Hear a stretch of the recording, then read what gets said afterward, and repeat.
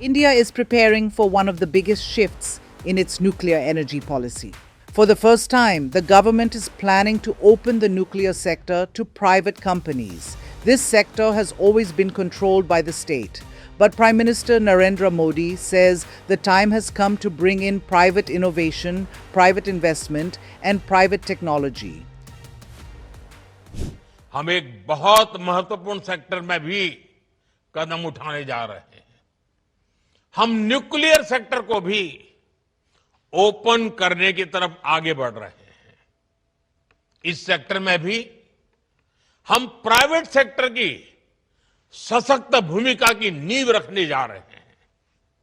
इससे small modular reactor, advance reactors और nuclear innovation में अवसर बनेंगे।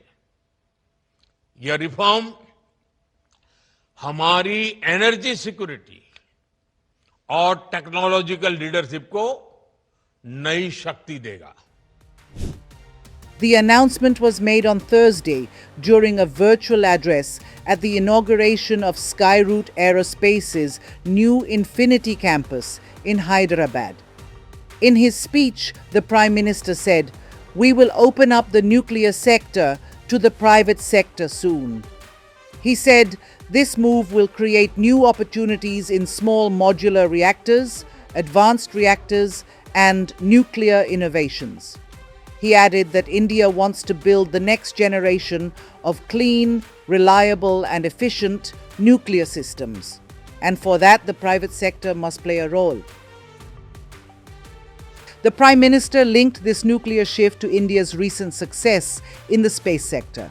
He said that once the government opened the space sector, private companies stepped forward and transformed it.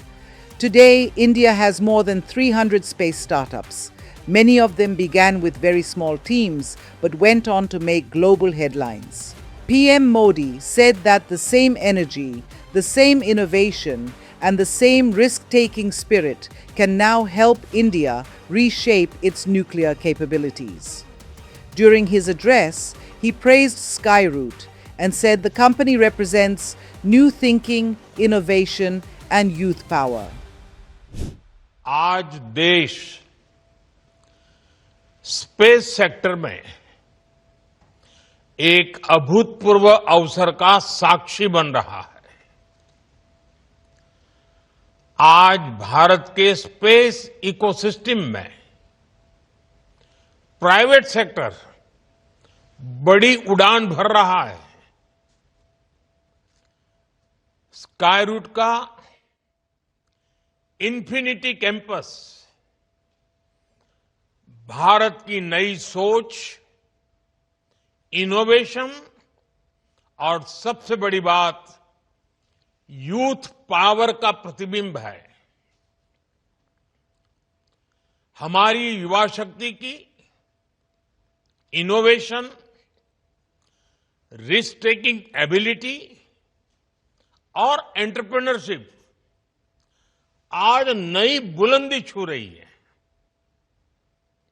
और आज ये कार्यक्रम इस बात का प्रतिबिंब है कि आने वाले समय में Bharat global satellite launch ecosystem में एक लीडर बनकर उभरेगा।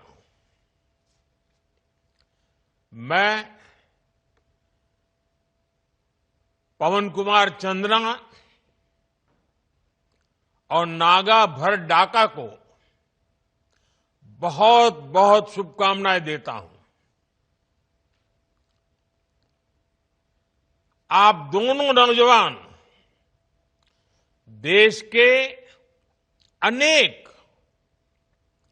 यंग स्पेस एंटरप्रेन्योर्स, हर युवा के लिए बहुत बड़ी प्रेरणा है। आप दोनों युवाओं ने खुद पर भरोसा किया। आप रिस्क उठाने में पीछे नहीं रहे और इसका परिणाम आज पूरा देश देख रहा है। देश आप पर गौरव कर रहा है, गर्व कर रहा है। भारत की अंतरिक्ष यात्रा बहुत सीमित संसाधनों से शुरू हुई थी, लेकिन हमारी महत्वाकांक्षाएं कभी भी सीमित नहीं रही। वो भी एक जमाना था, एक साइकिल पर रॉकेट का हिस्सा ले जाने से लेकर दुनिया के सबसे भरोसेमंद लॉन्च व्हीकल तक भारत ने सिद्ध किया है कि सपनों की ऊंचाई संसाधन से नहीं, संकल्प से तय होती है। इसरो ने दशकों तक भारत की स्पेस यात्रा को नई उड़ान दी है। क्रेडिबिलिटी, कैपेसिटी और वैल्यू, हर प्रकार से भारत ने अपनी अलग पहचान बनाई है। साथियों, हम सब जानते हैं कि बदलते हुए इस समय में स्पेस सेक्टर का कितना विस्तार हो रहा है। ये communication, agriculture, marine monitoring, urban planning, weather prediction और नेशनल सिक्योरिटी का आधार बन चुका है। और इसलिए ही हमने भारत के स्पेस सेक्टर में ऐतिहासिक रिफॉर्म्स किए। सरकार ने स्पेस सेक्टर को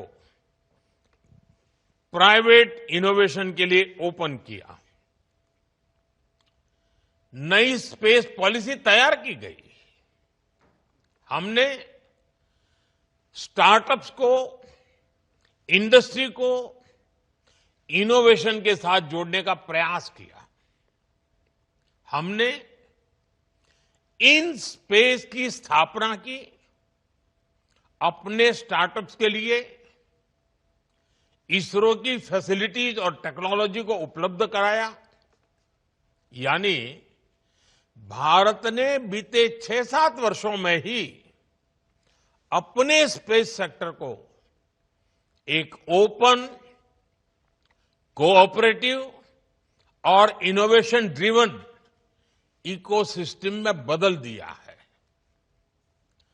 आज के कार्यक्रम में हमें इसी की झलक दिखाई दे रही है। By opening the nuclear sector, the government hopes to mirror the same kind of revolution that the space industry is now seeing. Small modular reactors and advanced nuclear systems are considered the future of clean energy. Many countries are already investing heavily in them. India wants to be part of that race and wants the private sector to drive growth, design new technologies, and scale production faster. With this announcement, India is signaling a major policy shift.